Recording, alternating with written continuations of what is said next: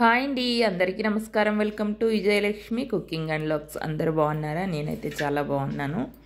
వీడియోలోకి అయితే వెళ్ళిపోదాం. నేనైతే ఇక్కడ కాలీఫ్లవర్తో పచ్చి అలసందలతో కర్రీ అయితే చేయబోతున్నాను. చాలా అంటే చాలా టేస్టీగా సూపర్గా ఉంటుందండి.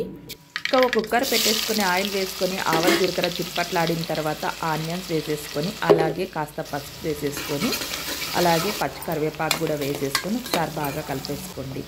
మిర్చి, వెల్లుల్లి, కొత్తిమీర, సాల్ట్ మిక్సీ పట్టించుకున్న పేస్ట్ కూడా వేసేసి ఒకసారి బాగా కలిపేసుకోండి. ఈ రెసిపీ అయితే జొన్న రొట్టెలకి సూపర్ కాంబినేషన్ అనమాట.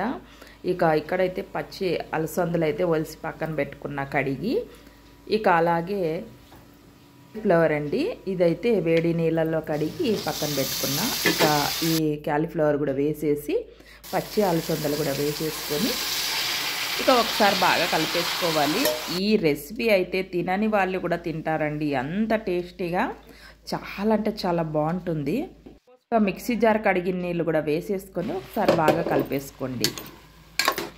వీడియోలు అయితే చాలా బాగా చూస్తున్నారండి, ఇలాగే మీ సపోర్ట్ ఉండాలని కోరుకుంటున్నాను. అలాగే కొత్త వాళ్ళు ఎవరైనా చూస్తున్నట్లయితే సపోర్ట్ చేయండి. లైక్ చేయడం మర్చిపోతున్నారు, కాస్త లైక్ చేసి చూడండి ఫ్రెండ్స్. ఓ 2 టేబుల్ స్పూన్లు కొబ్బరి పొడి వేసేసుకొని అలాగే ఒక 2 టమాటాలు అలా పేస్ట్ వేసేసుకొని కలిపేసుకోవాలి.